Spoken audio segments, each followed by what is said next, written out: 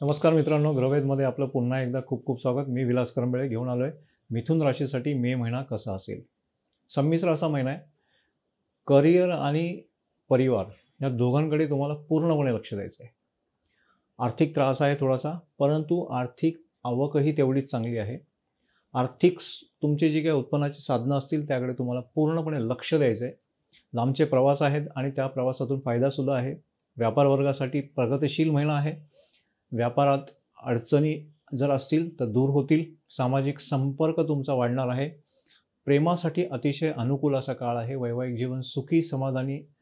आरोग्यात उत्तरार्धात त्रास आहे.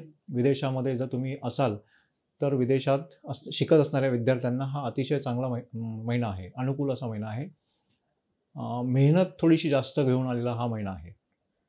आता पाहूया उतार आणि करिअरमध्ये स्पेशली काय कार्यक्षेत्रामध्ये तुमच्या उलाढाल होणार आहे.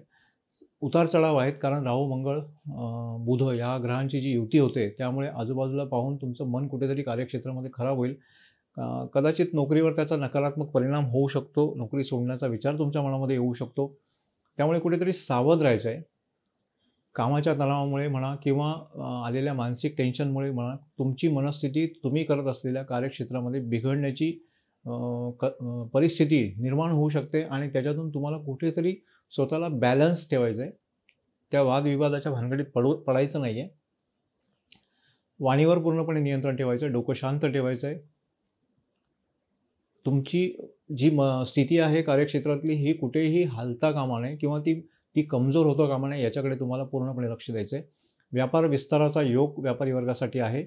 व्यापारातील तुमच्या अडचणी दूर होतील. व्यापारात चांगली प्रगती आहे, सफलता आहे. नवीन ओळखीतून बऱ्यापैकी कुठेतरी तुम्हाला ओळखी होतील आणि त्या ओळखीतून तुमचा व्यापार हा वृद्धिंगत होण्याचे चान्सेस या ठिकाणी होत आहेत. आता स्पेशली जर आर्थिक बाबतीत आपण जर विचार केला तर सुरुवातीला स्थिती ही चांगली मजबूत आहे. अनेक माध्यमातून तुम्हाला पैसा येऊ शकतो.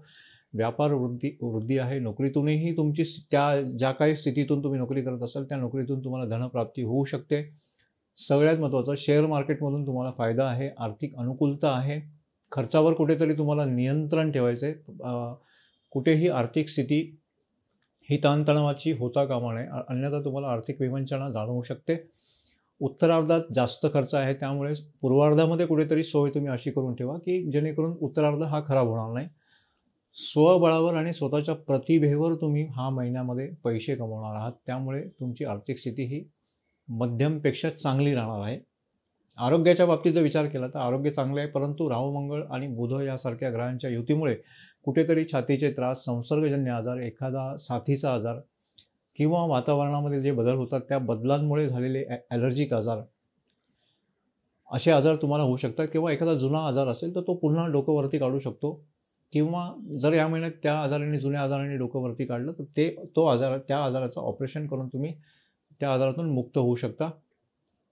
प्रेम आणि वैवाहिक बाबतीबद्दल जर विचार केला तर रोमॅन्टिक महिना आहे. स्वप्न तुमची प्रेमातली पूर्ण होणार आहेत. इच्छा पूर्ण होणार आहेत. प्रेमामध्ये तुमच्या प्रगती होणार आहे. प्रेम विवाह होऊ शकतो. जोडीदाराबरोबर तुम्ही तुमच्या प्रेम व्यक्त करू शकतात आणि ते प्रेम स्वीकारलं सुद्धा जाणार आहे. 14 मे ते 19 मे पर्यंत तुम्ही प्रेमामध्ये व्यक्त होऊ शकता की जेणेकरून तुम्हाला समोरून पॉझिटिव्ह रिझल्ट येऊ शकतात. यश मिळू शकतं. या काळामध्ये प्रेमविवाहसुद्धा होऊ शकतो. 19 मे नंतर तुम्ही जोडीदारापासून कदाचित दूर जाऊ शकता, दूरवरच्या प्रवासाला जाऊ शकता. त्यामुळे कुठेतरी जोडीदार हे तुमच्यावर नाराज होऊ शकतात. विवाहितांसाठी अनुकूल काळ आहे. जोडीदाराचं किंवा तुमच्या जीवनसाथीचं पूर्णपणे तुम्हाला प्रेम या ठिकाणी मिळणार आहे. वैवाहिक जीवन सुखी समाधानी राहणार आहे. जोडीदाराकडून तुमच्या किंवा जीवनसाथीकडून तुम्हाला धनप्राप्ती होऊ शकते. तुमच्या जोडीदाराला सामाजिक मान सन्मान किंवा सामाजिक साथ ज्याला म्हणतो आपण ती मिळणार आहे. जोडीदाराला घेऊन किंवा तुम्ही जर अडचणीत असाल तर कदाचित एखाद्या अडचणीमध्ये तुमचा जोडीदार जीवनसाथी तुम्हाला मदत करेल की जेणेकरून तुम्ही त्या अडचणीतून दूर होऊ शकता. संततीची प्राप्ती किंवा संतान सुखाची गोड सुखद बातमी तुम्हाला या महिन्यात मिळू शकते.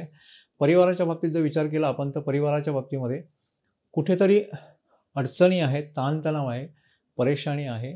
त्यामुळे सर्व परिवाराला एकत्र घेऊन व्यवस्थितशीरपणे चर्चा करून तुम्ही राहायचं आहे. कुठेही वादविवाद करण्याच्या भानगडीत पडायचं नाही आहे. भाऊ आणि बहीण हे तुम्हाला पूर्णपणे साथ देणार आहेत. आता पाहूया उपाय काय आहेत. कुठल्याही मंदिरामध्ये जाऊन तुम्ही जर काळे तीळ दान करा, श्री गणेश चालीसा पठण करा आणि पाचूरत्न चांदीमध्ये किंवा सोन्यामध्ये बनवून तुम्ही घालवू शकता. तर मित्रांनो, हे होतं मिथुन राशीसाठी असलेलं मे महिन्याचं 2024चं राशीफळ.